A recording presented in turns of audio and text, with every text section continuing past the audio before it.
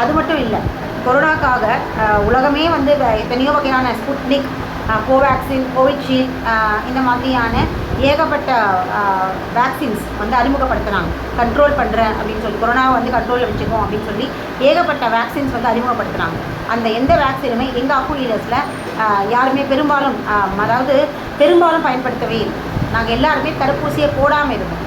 ஏன்னா எங்களுக்கு நல்லாவே தெரியும் தடுப்பூசிக்கு பின்னாடி இருக்கிற மர்மம் என்ன அப்படிங்கிறது எங்களுக்கு நல்லாவே தெரியும். அது உயிரை வந்து குடிக்கக்கூடிய ஒரு கடுமையான ஸ்லோ பாய்சன் அப்படிங்கிறதும் எங்களுக்கு தெரியும். அதனால் நாங்கள் யாருமே போடல. ஆனால் தடுப்பூசி போட்டால் கொரோனா வராது அப்படின்னு சொன்ன இதே மருத்துவ உலகம் தான் தடுப்பூசி போட்டதுக்கப்புறமும் தடுப்பூசி போட்டு கொரோனா வந்ததுக்கப்புறம் கடுமையான பாதிப்புகள் இருக்காது, வந்துட்டு முன்னாடி, அதாவது தடுப்பூசி போடுறதுக்கு முன்னாடி கொரோனா எந்த அளவுக்கு வந்து உங்கள் உடம்பை வந்து பாதிச்சிச்சோ அந்த மாதிரி இல்லாமல் ரொம்ப இயல்பாக வந்துட்டு போயிடும்னு சொன்னால் அதே வாய் தான் சொல்லிச்சு, அதே மருத்துவ உலகம் தான் சொல்லிச்சு. அடுத்தது கொரோனா பாதித்து ரொம்ப கடுமையாக சிவியராக இருக்கும்பொழுது மரணத்தை தூக்கி கொண்டு போகாது, சிவியராக இருந்தாலும் சரியாகிடும் அப்படின்னு சொல்கிறோம் அதே வாய் தான். ஸோ ஒவ்வொரு இடத்துலையுமே தடுப்பூசிகளை போட சொல்கிறது அதுதான், போட்டால் வராதுன்னு சொல்கிறது அதுதான். அடுத்தது பாதிப்பு வரும் ஆனால் பெரிய அளவில் இருக்காதுன்னு சொல்லிட்டு, அடுத்தது இறப்பு நோக்கி பயணிக்காதுன்னு சொல்லி அப்புறமும் தடுப்பூசி போட்டவங்க எத்தனையோ பேர் இறந்தும் போனாங்க.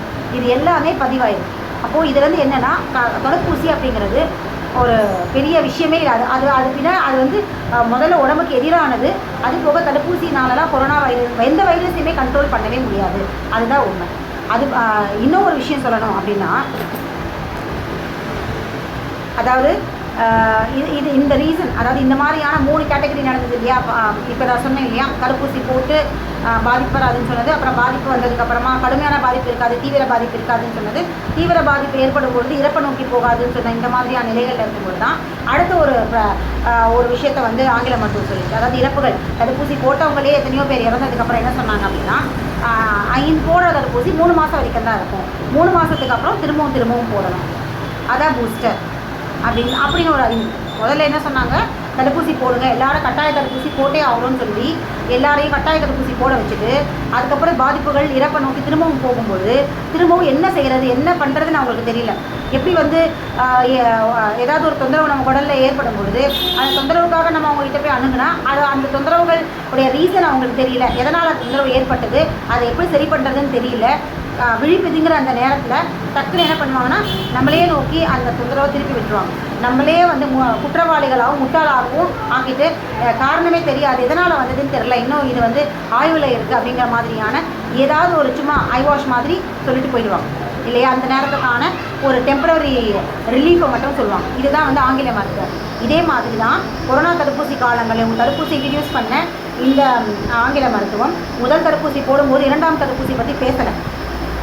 முதல் தடுப்பூசி கம்பல்சரி போடுங்கன்னு சொல்லிட்டு அந்த 3-4 மாதங்களில் கடுமையான தொந்தரவுகள் நிறைய பேருக்கு, அதாவது தடுப்பூசி போட்டும் ஏகப்பட்ட தொந்தரவுகள் ஏற்பட்ட உடனே, இறப்புகள் நடந்த உடனே இந்த தடுப்பூசி வந்து 3 மாதம் வரைக்கும் தான் செயல்படும், 3 மாதத்துக்கு அப்புறம் திருப்பி வந்து அது வைரஸோட வீரியம் அதிகரிக்கும்னு சொன்னாங்க. அசலாக பார்த்தீங்கன்னா வைரஸ் வந்து எந்த ஒரு மருந்தாலையுமே அடக்கவே முடியாது. வைரஸ் வந்து பரிணமிச்சு கொண்டே இருக்கும். முதல்ல பார்த்தீங்கன்னா கடுமையான ஆல்ஃபா சொன்னாங்க, அப்புறம் டெல்டா சொன்னாங்க, இப்போ ஒமேக்ரான்னு சொல்கிறாங்க.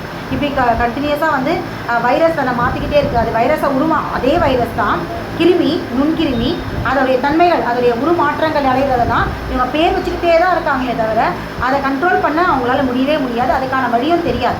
அதற்கான ஒரே வழி எதிர்ப்பு சக்தியை பலப்படுத்துறது தான். இந்த வழியை அவங்க சொல்ல மாட்டாங்க. வைரஸை கொள்கிறோம், வைரஸ் வந்து அடுத்தடுத்து வந்துக்கிட்டே இருக்குது, கொரோனாவில் வந்து பெரிய பாதிப்பு வரும் இப்படின்னு சொல்லிகிட்டே இருப்பாங்களே தவிர அதற்கு வராமல் இருக்கிறதுக்கு என்ன செய்யணும் அப்படிங்கிற அந்த ரெமிடி வந்து ஆங்கில மருத்துவத்துக்கு தெரியாது. சரி, இப்படி இருந்தப்போ தான் இந்த பூஸ்டர் பற்றி அறிமுகப்படுத்தினாங்க. அதாவது ஒரு தடுப்பூசி போட்டால் ஒரு சில மாதங்கள் மட்டும்தான் அந்த தடுப்பூசியுடைய வீரியம் வந்து இருக்கோ, அது வரைக்கும் தான் வராது, திரும்பவும் வரும். அதனால் அடுத்து பூஸ்டர் போடணும், செகண்ட் பூஸ்டர் போடணும், அப்புறம் 3rd டோஸ் போடணும். இதுக்கு பேர் தான் பூஸ்டர். போட்டுகிட்டே இருக்காங்க. இப்போ 3rd வேவ்லேயே வந்து அடுத்த கண்டுபிடிச்சிருக்காங்க. இப்போ இதே 3rd பூஸ்டரும் போடணும் அப்படின்னு. இன்னும் என்ன, இந்த தடுப்பூசியே வந்து இந்த கொரோனா, அந்த ஒமேக்ரான், அதெல்லாம் பார்த்தீங்கன்னா கொரோனாவே வந்து உண்மையான ஒரு நோயா, அது பின்னாடி என்ன இருக்குது, என்ன அரசியல் இருக்குது அப்படிங்கிறது இன்னும் பெரிய சர்ச்சையில் எடுத்துக்கிட்டு இருக்கு. இதில் சமீபமாக பார்த்தீங்கன்னா ஒமேக்ரான் பற்றி நிறைய வரத்துக்கு முன்னாடி, அதாவது ஃபஸ்ட்டு அலை வரும்போதே சொன்னாங்க 2வது அலை பயங்கரமாக இருக்கும், அப்படி இருக்கும் இப்படி இருக்கும், இதை விட மோசமாக இருக்கும் அப்படின்லாம் சொன்னாங்க. ஆனால் முதல் அலையில் இருந்த தீவிரம் 2வது அலையில் அந்த அளவுக்கு இல்லை இல்லையா? அடுத்து என்ன சொன்னாங்க, 3வது அலை வரப்போகுது, இதை விட பயங்கரமாக இருக்குது ஒமேக்ரான் வைரஸ், இது குழந்தைங்களை தாக்கும், குழந்தைங்களுக்கு கடுமையான பாதிப்பை கொடுக்கும், மரணங்கள் கொடுக்கும் அப்படின்னு சொன்னாங்க. குழந்தைங்களுக்கு மரணம் தரும் அப்படின்னு சொன்னாங்க. ஆனால் இது வரைக்கும் எதுவுமே நடக்கலை. இவங்க சொன்னால் செகண்ட் வேவில் இருக்கிற பெரிய விஷயமும் நடக்கலை, தேர்ட் வேவ்லேயும் வந்து எதுவுமே நடக்கலை. எல்லா மக்களும் இயல்பாக தான் இருக்காங்க. அதே போல் எப்படி வந்து நம்மளுடைய சின்ன வயசுலேருந்தே நமக்கு வந்து சளி, காய்ச்சல், இருமல் இது வந்துட்டு எப்படி போகுமோ அதே மாதிரி தான் இந்த ஒமேக்ரான் தேர்ட் வைரஸ் ஸ்ப்ரெட் ஆகிட்டு இருக்கிறதா சொல்கிற இந்த காலகட்டத்தில் எல்லாருக்குமே சளி, இருமல், காய்ச்சல் வந்துட்டு தான் இருக்குது. அது எப்படி வருதோ அதே மாதிரியே போயிடுச்சு. மக்களும் அதை வந்து பெருசாக எடுத்துக்கிறது இல்லை, உடம்புலையும் வந்து அது பெரிய தாக்கத்தை ஏற்படுத்தலை. என்ன தாக்கத்தைனா இவங்க வந்து எப்படி பப்ளிசிட்டி பண்ணாங்களோ அந்த மாதிரியான எந்த விதமான அந்த பிரச்சாரத்தில் சொன்ன எந்த விஷயமும் இது வரைக்கும் நடக்கவே இல்லை. இதுதான் வந்து உண்மை. ஸோ தடுப்பூசி பின்னாடி இன்னும் நிறைய விஷயம் இருக்குது. அதாவது தடுப்பூசி அதிகமாக போட்ட இந்தியாவிலேயே மாநிலமாக கேரளா தான் தடுப்பூசி அதிகமாக போட்டது. அது 100% ஃபஸ்ட்டு டோஸும் 93% செகண்ட் டோஸும் போட்டது. ஆனால் அதே கேரளாவில் தான் 40,000 பேர் தடுப்பூசியால் கடுமையாக பாதிக்கப்பட்டு இறந்து போனாங்க. 70லேருந்து 80 பேர் வந்து தொடர்ச்சியாக இறந்துகிட்டே இருந்தாங்க கேரளாவில் தான். அங்கே பாதிப்பும் அதிகமாக தான் இருக்குது. கேரளாவில் தான் மொத்த இந்தியாவிலே அதிகமான பாதிப்பு, கொரோனா பாதிப்பும் அங்கே தான் இருந்தது, இறப்புகளும் அங்கே தான் நடந்தது. அங்கே தான் தடுப்பூசியை முழுசாக போட்டாங்க.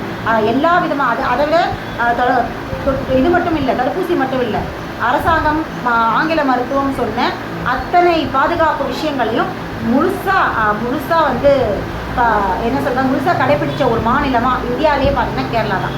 அது முகக்கவசமாக இருக்கட்டும், சானிடைசர் யூஸ் பண்ணுறதா இருக்கட்டும், சமூக இடைவெளியாக இருக்கட்டும், எல்லா விதமான விஷயங்கள்லையுமே அவங்க வந்து முழுசாக பின்பற்றி கொரோனா பாதிப்பு இருக்குது, முழுசாக பின்பற்றி கொரோனாவை வாங்கிட்டாங்க. இதெல்லாம் எதுவுமே பின்பற்றாத குடிசை பகுதி மக்களும் ரோட்டில் வாழ்ந்துக்கிட்டு இருக்க பிளாட்ஃபார்மில் இருக்கிறவங்களும் அவங்களுக்கு எந்த பாதிப்பும் இல்லை. இதெல்லாம் ஃபாலோ பண்ண கேரளா தொற்று நோயில் கடுமையாக பாதிக்கப்படும். எப்படி ஒரு முரண் பார்த்தீங்களா? இதுதான் ஆங்கில மருத்துவமே அலோபதி தான், உயிருக்கு எதிரான ஒரு மருத்துவம் அப்படி தான் சொல்லணும். சரி, ஸோ இப்படி வந்து ஆங்கில மருத்துவம் ஒவ்வொரு காலத்துலேயும் இன்றைக்கி ஒமேக்ரான் வந்திருக்கு, நாளைக்கு இன்னும் ஏதாவது இப்போ தொடர்ந்து வேறு வைரஸ்லாம் கூட தொடர்ந்து சொல்லிகிட்டே இருந்தாங்க. கர்ப்பிணிகளை தாக்கக்கூடிய வைரஸ், அதுக்கப்புறம் வந்து ஜப்பானில் ஒரு வைரஸ் பிறந்தது, இந்த மாதிரியான சவுத் ஆஃப்ரிக்காவில் ஒரு வைரஸ் பிறக்குது. இந்த மாதிரி ஒவ்வொரு இடத்துலையும் ஒரு வைரஸ் பிறந்துகிட்டே தான் இருக்கும். இவனுங்க நம்மளை வந்து வைரஸை காமிச்சு, ஏன்னா பாக்டீரியா, ஃபங்கை மாதிரியான கிருமிகள்லாம் வந்து இன்றைக்கி அந்த அளவுக்கு ஃபேமஸாக இல்லை. வைரஸ் தான் பயங்கர ஃபேமஸாக இருக்குது, டாப் லெவலில் இருக்குது. ஸோ வைரஸை வச்சு தான் வந்து இன்றைக்கி வந்து படம் எடுத்துக்கிட்டு இருக்காங்க. ஸோ இந்த மாதிரியான காலகட்டங்களில் நம்ம வந்து நம்ம உடம்பை வந்து இப்படி கெடுத்து வச்சுருக்கோம். இதில் வந்து எப்படி நம்ம ஆரோக்கியத்தை நோக்கி பயணம்